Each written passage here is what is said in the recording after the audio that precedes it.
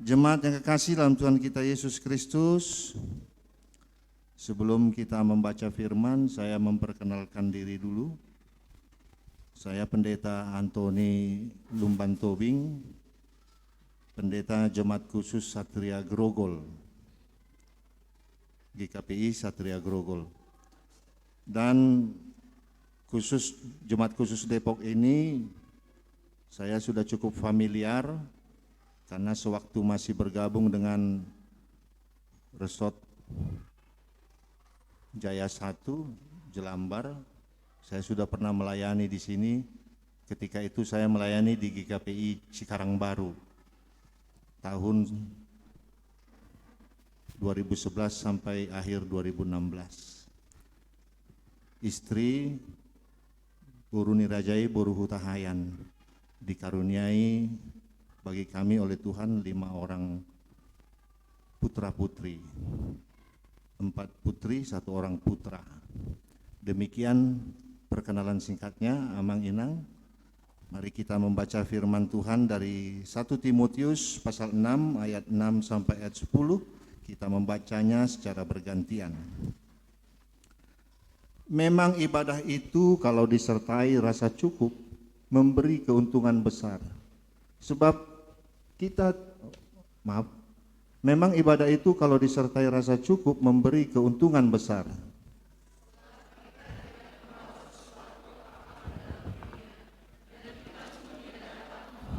Apa-apa keluar. Asal ada makanan dan pakaian, cukuplah.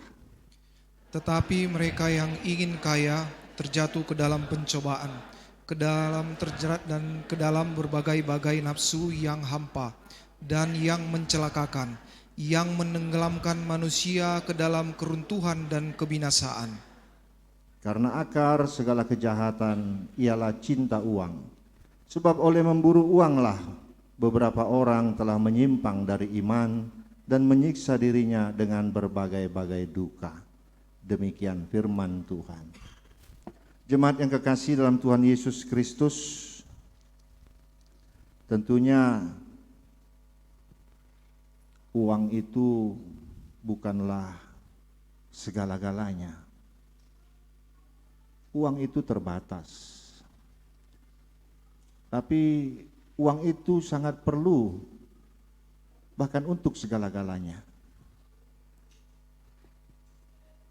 Munafik kita ketika mengatakan kita tidak memerlukan uang, karena memang uang menjadi alat bayar, alat bayar untuk transaksi-transaksi yang terjadi dalam kehidupan kita.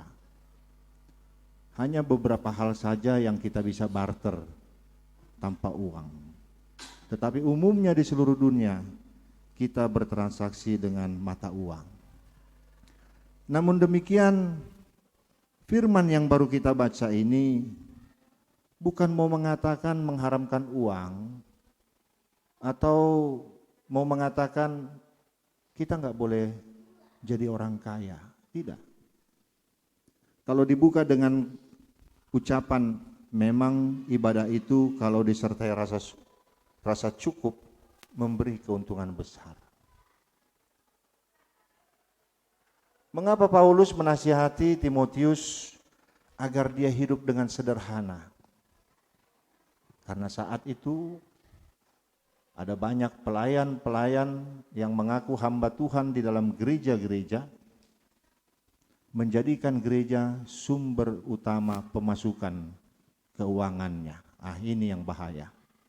Ada banyak pengajar-pengajar sesat ketika itu memutarbalikkan firman Tuhan untuk keuntungan pribadinya. Tentunya ada banyak firman Tuhan yang bisa dipakai sebagai landasan mereka untuk memperbesar pundi-pundi keuangan. Dan itu yang dimanfaatkan.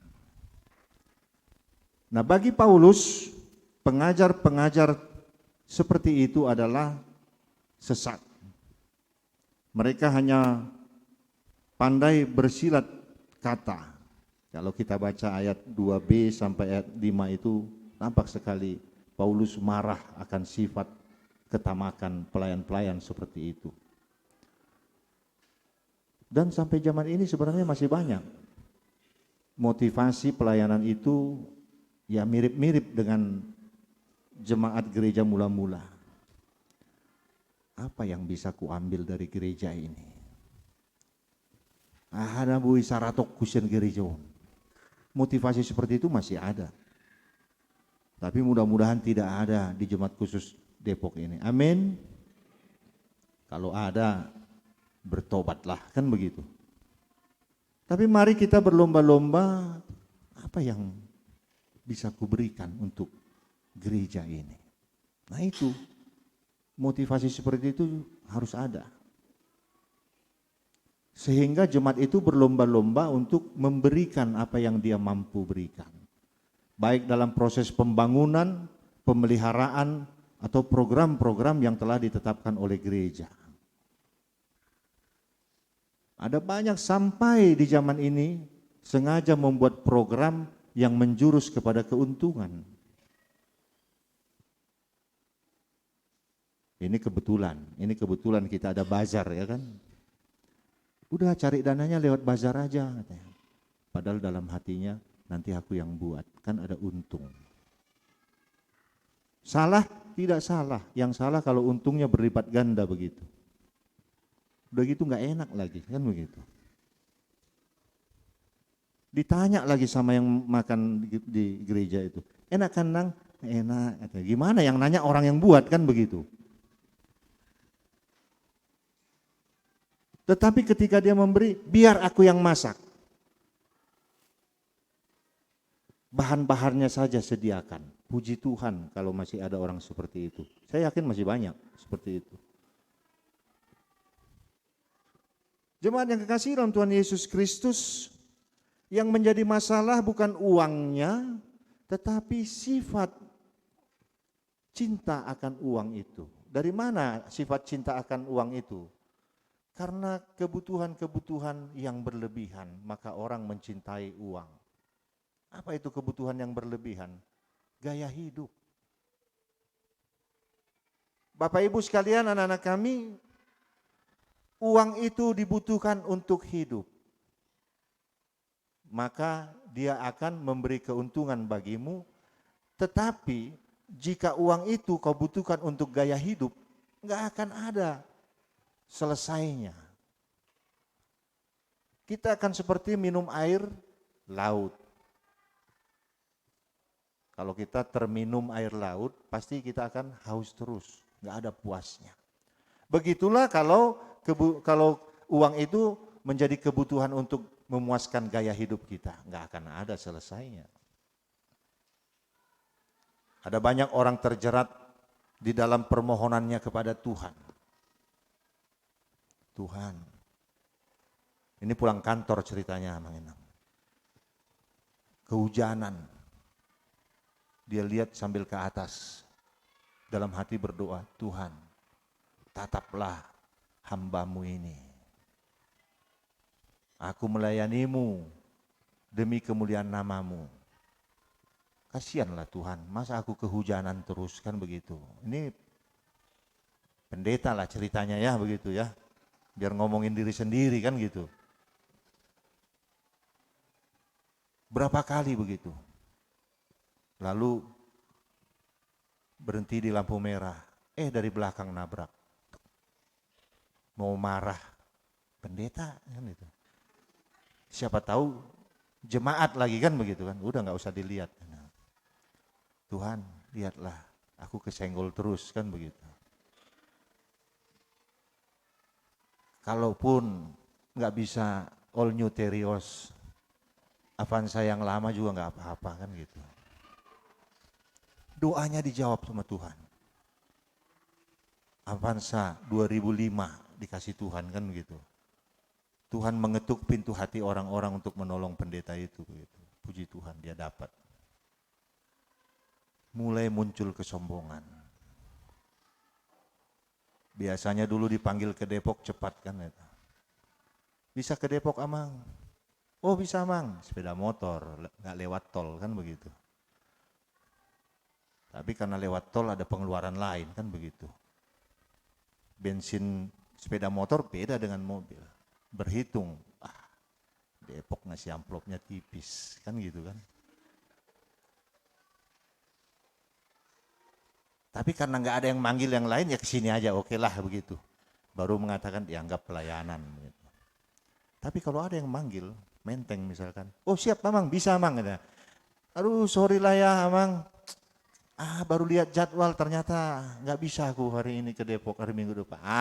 Mulai ini sombong ini, mulai kesombongan. Di jalan juga begitu, ada motor, ya, apalagi yang GoFood itu ya, Gojek yang lain. Main klakson, matanya kemana sih katanya? Nggak ingat dia dulu juga naik motor, kan begitu. Mulai sombong. Tapi karena Avanzanya tahun 2005, ya mulai kan ada batuk-batuk dikit.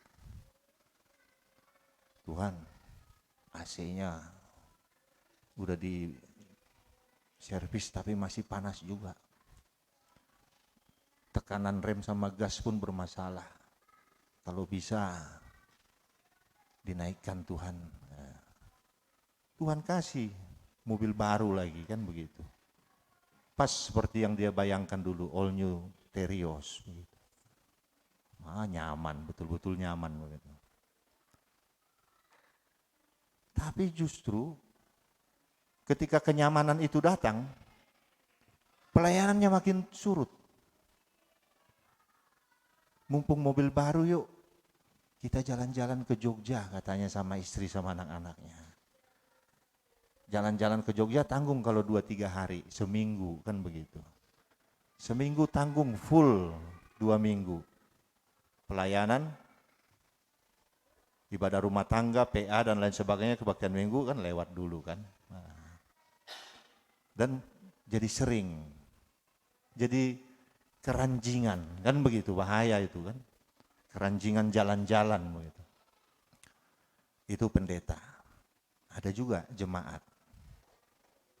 Jemaat yang sampai mohon dukungan doa dari pendeta gereja-gereja lain. Karena dirasa pendeta gereja GKPI mungkin kurang doanya.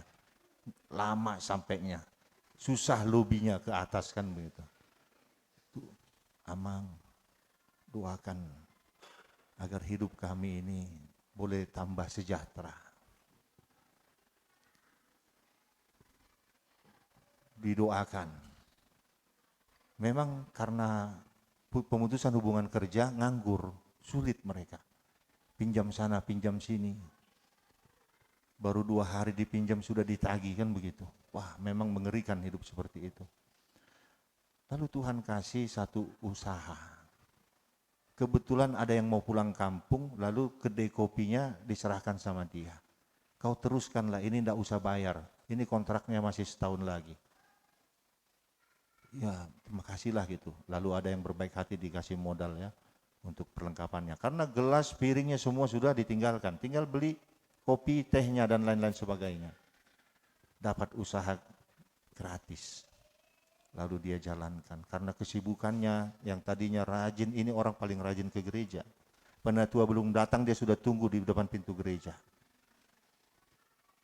Bahkan dia yang ngasih tahu, ini lampunya mati ya Mang. Yang satu udah putus, udah banyak. Udah kayak seksi sarana prasarana dia. Padahal seksi sarana prasarana jarang ke gereja, kan begitu. Kalau di Depok rajin. Lalu mulai sibuk. Udah 1 bulan gak gereja, suami istri. Anak-anaknya juga enggak. Pendeta sama penatua datang. Aduh, maklum Mang, sibuk. Di hari Minggu malah lebih banyak pelanggan katanya, kan begitu. Tapi kami janji kami akan gereja, minggu depannya gereja. Tapi setelah itu enggak lagi. Pendeta sama penatua datang lagi. Enggak ada. Bapak sama ibu enggak di sini Pak. Ada buka cabang baru di Senayan katanya. Waduh, makin repot kan ya. Artinya ketika kita merasa selalu berkekurangan, tidak cukup, kita bukan hanya jauh dari Tuhan,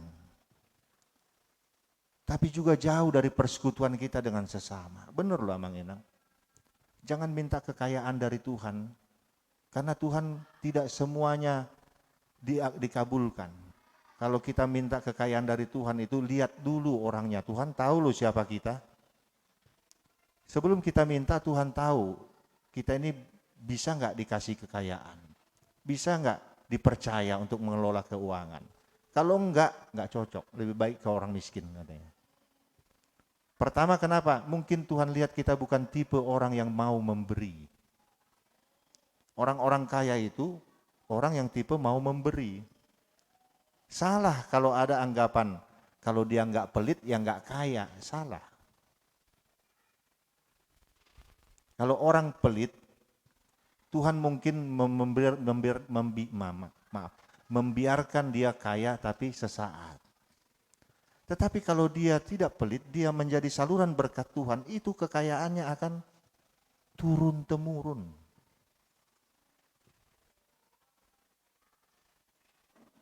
Nah, kalau kita minta kekayaan Tuhan, tolong. Aku sudah mengisi rekening surgawiku dengan ikut kegiatan-kegiatan di gereja. Sekarang aku minta Tuhan tolong isi rekening duniawiku, kan begitu.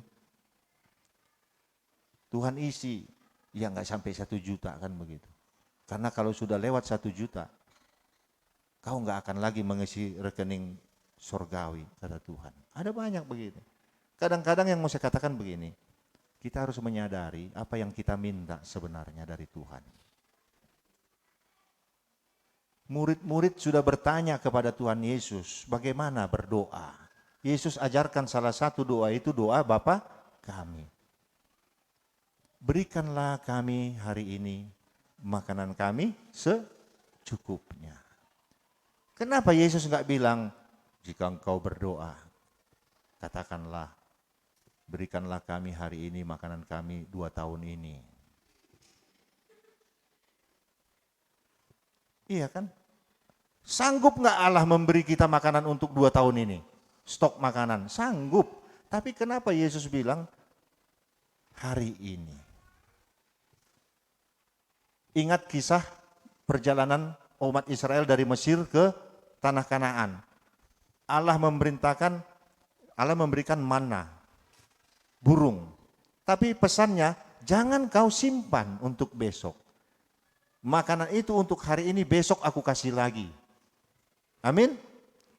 Itulah konsep doa Bapa kami yang diteruskan oleh Tuhan Yesus. Pertama, supaya kita tetap berkomunikasi dengan Tuhan. Ketika kita berdoa, Tuhan berikan kami hari ini makanan kami 1 tahun lagi. 1 tahun kita nggak berdoa, udah ada. Tuhan berikanlah kami hari ini makanan kami secukupnya, kasih. Besok udah nggak ada, minta lagi. Komunikasi dengan Tuhan berkelanjutan, itu pertama. Yang kedua, kita semakin percaya ketika kita meminta segala sesuatu, Tuhan akan sediakan, Tuhan akan berikan. Inilah pengharapan orang percaya. Bahwa sekalipun hari ini aku terpuruk, bangkrut, tapi Tuhan akan bangkitkan aku. Hari ini dompetku kosong, tapi Tuhan akan bangkitkan aku. Begitu. Tapi sepertinya warga GKPI dompetnya kosong terus. Itu nampak dari statistik keuangan, kan begitu ya. Kapanlah warga GKPI ini ada rezekinya? Dari 5 tahun lalu ya segitu-segitu aja persembahannya, kan begitu. Kalaupun ada, nggak seberapa orang yang memberikan ucapan syukur. Oke lah, persembahan bisa flat gitu ya, rata terus. Tapi ucapan syukur itu harus naik turun. Karena apa? Ya karena tidak selamanya kita punya keuntungan, punya rejeki yang besar. Tapi pada saat yang besar itulah kita memberikan untuk Tuhan melalui gerejanya. Harus seperti itu. Nah, apa hubungannya ini saya katakan semua? Supaya kita menyadari bahwa rasa cukup itu sebuah keuntungan. Dikatakan dalam tema kita, ibadah disertai rasa cukup. Cukuplah. Tapi ini sebenarnya saya harus puji. Setidaknya dalam vokal group bukan vokal group, persembahan pujian dari KUR tadi ya, paduan suara seksi perempuan, PP, ini bukan cukup ini. sudah lebih ini. Saya lihat tadi model datangnya saja udah kayak mau festival. Oh banyak di gereja-gereja tuh, rusuh dia mau ke depan aja kan. Ada yang dari sana, jeret tiba-tiba. Begitu udah itu tarik lagi. Asal minum kuat-kuat gitu kan. Udah begini, udah masuk harusnya masuk masih diam gitu. Banyak itu. Ini harus saya puji. Seksi pemuda-pemudi dan perempuan di sini udah ya kelas-kelas festival lah. Amin. Jangan langsung sombong. Mana tahu suaminya kan kurseksi pria, jadi diledek-ledek nanti kan. Mas seksi pria nggak main katanya kan gitu kan. Janganlah. Jangan gara-gara itu, gara-gara pujian pendeta berbeda dijabu kan gitu.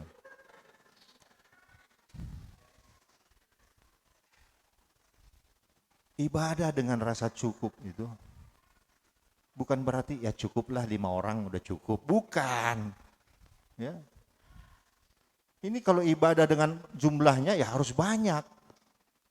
Gereja sempit amangnya, 2-3 kali ibadah kita bisa buat. Pagi, siang, sore kan bisa kita buat. Kalau kurang lagi subuh kita buat lagi, kan begitu. Tidak ada kalau untuk jumlah orang peserta ibadah tidak ada kata cukup. Tetapi ibadah yang disertai rasa cukup itu ya artinya tidak berlebihan, tidak mewah. Tidak mewah. Ada yang mengusulkan dalam rapat pendeta kemarin supaya jubah pimpinan, bisop, sekjen itu agak sedikit beda dan mewah. Dan kebetulan yang membahas jubah ini saya. Saya dari Komisi Teologi dan bagian saya ketika itu memberikan pemaparan jubah. Juga stola. Nanti ada peraturan baru tentang stola kita yang memang saat ini masih acak-acakan. Karena tidak ada dasar teologisnya dikasih petunjuknya waktu itu dan akan ada di penertiban tentang jubah dan stola. Tapi saya katakan, kalau saya berbeda dengan pimpinan dalam hal hanya jabatan, itu tidak benar. Hanya dari pakaian. Bahkan saya katakan, saya lebih simpati dengan gereja-gereja karismatik yang tanpa jubah. Tapi kenapa saya pertahankan jubah ini? Inilah lambang kesederhanaan gereja. Udah cukup yang biasa-biasalah. Ya. Gak usah pakai salib dari emas dari Yerusalem begitu kan. Karena diusulkan begitu, supaya pimpinan pakai salib yang dari Yerusalem katanya begitu. Lalu nanti kalau pendeta resort gimana? Pendeta diperbantukan gimana? Nanti udah jadi kayak di militer gitu kan ada pangkat-pangkatnya. Enggak, kita sama. Bahkan dengan jemaat semua kita sama. Imamat am orang percaya. Yang membedakan adalah supaya ada keteraturan dan ketertiban. Siapa bilang Amang Inang nggak bisa khotbah di sini? Bisa. Tapi kalau nggak dia atur nanti, Amang besok aku dulu lah yang khotbahnya. Kan gitu. Amang besok akulah yang nyanyi dulu, aku besok yang baca warta, aku yang sama agenda liturgis. Tapi kenapa ada dipilih orang-orang tertentu dengan tugas-tugas khusus supaya ada keteraturan dan ketertiban. Nah, untuk itu mari kita coba awali dengan pola hidup sederhana kita. Rasa cukup kita. Ketika rasa cukup itu ada, maka semuanya akan sejalan dengan ibadah kita. Amang, Inang, anak-anak kami sekalian, uang sangat perlu bagi kita. Tetapi Paulus katakan di ayat 10 tadi, bahwa akar segala kejahatan ialah cinta uang. Saya harus mengajak kita merenungkan bahwa uang bisa membeli jam tangan semahal apapun, tapi tidak bisa membeli waktu kita. Bahwa uang bisa membeli pertemanan. Yang mau kampanye pilkada ini kan, dia beli itu suara, beli teman, tapi tidak bisa membeli persahabatan. Uang bisa memberi fasilitas-fasilitas apapun, tapi tidak bisa memberikan kenyamanan. Uang bisa membeli obat semahal apapun, tapi tidak bisa memberi kita kesehatan. Nah, karena itu jangan uang yang mengatur kita. Kitalah yang mengatur uang, itu harusnya. Amin. Berat memang mengaminkan. Amin. Iya. Kita lihat nanti persembahan kan gitu. Ah, bukan uang ngatur aku. Prak, langsung kasih. Kan gitu. Kenapa? Karena lihat dompet aja mau persembahan. Ah, merah biru cuman udahlah nanti aja lah. Saya juga begitu kadang-kadang kan begitu. Tapi saya begitu kadang-kadang kenapa? Kalau saya kasih semua, demi gereja saya kasih semua. Masuk pintu tol nggak ada lagi uangnya, gawat kan. Sedikit melantur tentang uang. Tuhan nggak pernah mengemis sebenarnya kepada kita. Kalau kita memberi, itu ungkapan syukur kepada Tuhan. Kita memberi itu karena, itu dasar katanya, karena, bukan supaya. Kalau katanya supaya berarti kita menyogok Tuhan. Diberikan ucapan syukur dari keluarga Tobing. Supaya sehat-sehat. Nah ini kan nyogok ini. Tapi karena mereka dalam keadaan sehat dan penuh sukacita. Ungkapan syukur itulah persembahan kepada Tuhan. Enggak dikasih Tuhan tetap jadi orang kaya. Tuhan pemilik segala-galanya. Karena itu dalam persembahan, kalau memang engkau enggak punya, jangan paksa dirimu memberi kepada Tuhan. Apalagi yang ketinggalan ya, dompetnya di rumah ya. Pinjamlah dak, nanti ku ganti katanya gitu kan. Pinjamlah nanti ku ganti lah, enggak enak. Kalau enggak ada di tanganmu, enggak usah paksa supaya ada.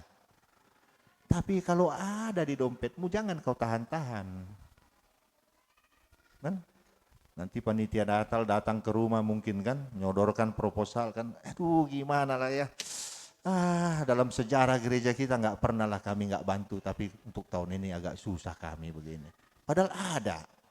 Jangan tahan-tahan, kasih semua. Panitia pembangunan itu udah begini-begini. Ada lagi yang mau ngetok rumah seseorang jemaat itu pun ketok lah, hanya ngetok aja kau lah yang ngetok, kau lah katanya gitu. Karena galak kan begitu kan. Siapa itu? Katanya kan gitu. Ya do songoniau. Sama amang lah kami datang kata PP. Datang. Tok tok tok. Yeay! Diintip. Orang samang. Petentang lah PP duduknya pun santai-santai aja kan gitu. Pas kami pulang, kalau saya nggak ada, kalian duduknya seperti itu nggak? Enggak amang, mangirput katanya gitu kan. Ada, jangan tahan-tahan. Kalau nggak ada, jangan paksa. Termasuk dalam iuran-iuran persembahan bulanan gereja. Kalau memang nggak sanggup katakan, bikin pernyataan, nggak usah pakai surat. Pernyataan aja dengan lisan kepada PHJ. Amang, haruskah segini? Bolehkah kami bermohon? Tapi nggak usah ancam. Ancam begini, kalau memang nggak bisa biar pindah kami. Nggak usah bilang begitulah. Udah bagus gereja kita ini pindah. Nanti amang inang pindah di sana membangun dari awal lagi kan gitu, repot kan gitu. Biarlah ini kita, amang, kami tertunggak nggak apa-apa amang ya, kami nggak apa-apa. Gereja itu terbuka kok. Kalau memang ada kan gitu. Tapi nanti kalau Tuhan kasih rezeki, jangan terus tahun depannya begitu lagi gitu kan. Kasih kalau ada jangan tahan-tahan. Amin? Iya harus begitu. Karena apa? Semakin kita pelit, Tuhan perhitungannya pun lebih hebat. Tuhan hanya sederhana loh. Kau ku kasih banyak, maka kau harus kasih banyak. Semakin kau kasih banyak, aku kasih banyak terus. Tetapi aku kasih banyak, kau tidak pernah ngasih, ya sudah stop. Kasihan, kenapa? Nanti kau mati katanya. Nanti kau mati. Ini kisah Danau Galilea dan Laut Mati. Danau Galilea Ada ikan yang hidup di dalamnya. Dan sekitarnya orang beternak, berkebun, subur. Laut mati, tidak ada makhluk hidup di dalamnya. Dan sekitar danau laut mati itu tidak ada tumbuhan yang hidup. Hewan pun mencari makan tidak ada di sana. Kenapa? Alirannya Sungai Yordan. Dari atas itu sungai. Lihat di Alkitab. Bagian belakang biasanya ada petanya. Dari utara, Sungai Yordan mengalir, ditampung oleh Danau Galilea. Di sanalah Tuhan Yesus jalan di atas air. Ada ikan di sana. Kenapa dia bisa hidup? Karena Danau Galilea menyalurkan air Sungai Yordan itu ke laut mati. Sampai di laut mati, sopol. Dia aja menikmati sendiri, termasuk sampah-sampahnya. Maka kadar garam danau laut mati itu lebih tinggi dari kadar garam air laut. Sehingga orang berenang di sana mengambang. Karena tinggi sekali kadar garamnya. Dan tidak ada kehidupan di sana. Hati-hati, kalau dapat dari Tuhan, salurkan. Dapat dari Tuhan, salurkan. Kemana? Gak usah jauh-jauh lah. Ke saudara terdekatmu lebih dulu. Gak usah kirim bantuan langsung ke Afrika untuk makan mereka begitu. Sementara saudaramu, bahkan saudara kandungmu pun untuk makan susah kan gitu, jauh kali. Berikan sumbangan untuk kelaparan di provinsi lain begitu. Atau bantuan beasiswa untuk orang lain gitu. Sementara ada, kalau orang Batak kan anak abangnya, anak adiknya, ya anaknya gitu. Sementara anakmu butuh bantuan biaya. Itulah penyalurannya gitu. Tetapi hati-hati menyalurkan ini, yang penting ku salurkan. Tidak, ya kita kontrol juga. Seperti program gereja, ada program PP, mau pergi kemana-mana, ada kontrol gereja. Jangan hanya tinggal minta, lakukan, laksanakan. Enggak, ketika ini kita berikan pun ada kontrolnya. Tohodo sekolah, tohodo mangan, akang inanggina masyan huta. Dang mangap behami.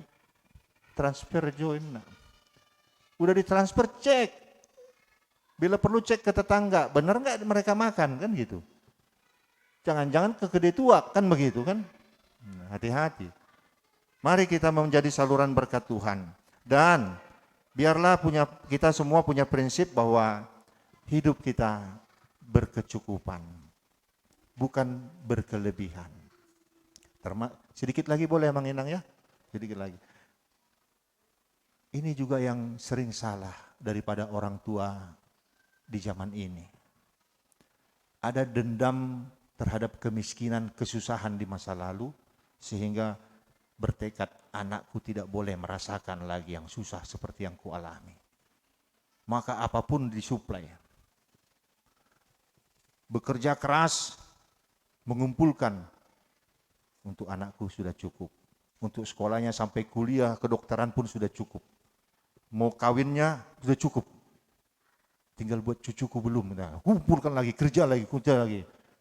Sudah cukup untuk cucunya. Cicitku belum. Kerja lagi. Mohon maaf Amang Inang, kalau punya prinsip seperti itu, kita menjengkali kemampuan Tuhan untuk memelihara kita. Dulu kita sudah diberikan kepada orang tua kita porsinya memelihara hidup kita. Sekarang kita diberikan Tuhan porsi untuk memelihara anak kita. Kalau cucu kita, Tuhan kasih porsi kepada anak kita memelihara cucu kita. Jangan jengkali kemampuan Tuhan untuk memelihara kita. Tapi sekarang pikiran juga kebutuhan Amang dan Inang di masa tua. Belum tentu anak-anak Amang Inang memelihara Inang dengan baik. Ada banyak orang tua yang curhat kepada saya, merasa anak-anaknya durhaka. Apalagi kehidupan di kota besar Jabodetabek. Orang tua datang dari kampung, buse saun geleng. Baru 2 hari di rumah, Kak, kuantarlah mama ke rumah kakak ya. Janganlah dulu, kalau bisa 3 hari lagi lah katanya. Repot kali aku katanya. Di telepon itunya, itu utaruh omak 7 bulan teh. Unang jo neng mararisak kami repot nih.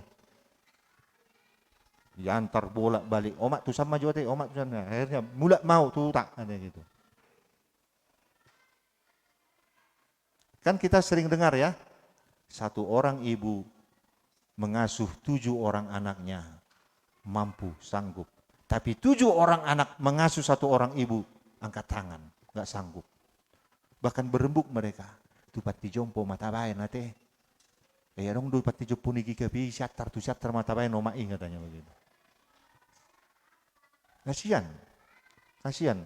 Makanya dari sekarang Amang Inang kumpulkan untuk dirimu sendiri. Untuk anak-anak porsinya cukup, ini dana untuk kami jalan-jalan keliling Eropa, suami istri bulan madu ke-13, kan begitu. Iya, belum tentu nanti anak Amang Inang bisa membuat Inang ke Malaysia. Ke Malaysia aja belum tentu sanggup. Mumpung sanggup ke Yerusalem, pergilah. Prinsip dulu mama di kampung tinggalkanlah. Di pasar lihat durian. Dibelilah ini 1, ditahan-tahanlah. Di jalan itu mencium aromanya. Sampai di rumah berebut anaknya. Mama enggak, Mak. Mama enggak. Udah Mang, makanlah Mang. Padahal belum dimakan. Ngeri perjuangan ibu-ibu kampung, ibu kita itu kan. Saya mengatakan ini, saya menyesali. Bapak mama saya pergi sebelum saya bisa memberi apa-apa. Saya tahu mama saya menahan lapar ketika membawa makanan untuk saya. Ngadong di homa, mangan mamang, udah binaking. Padahal saya tahu belum. Saya bertekad nanti ku balas Pak kebaikanmu. Rupanya umurnya cepat. Umur bapak juga cepat. Kasihan. Seharusnya saya bisa membalas itu kepada Amang Uda, Inang Uda ya, Namburu masih bisa saya balas. Tapi saya berikan pun itu tidak sepuas ketika memberikan ke orang tua saya sendiri. Karena itu mumpung masih ada orang tua kita, berikan yang terbaik untuk mereka. Mereka sudah memberikan yang terbaik untuk kita. Yang ada pada kita sekarang, tentu kita butuhkan untuk kita sendiri, anak cucu kita, anak kita, tapi orang tua kita juga jangan lupakanlah. Gak usah berhitung, pitu hamu, pitu hami, 500, ngomora omak, unak pola songoni.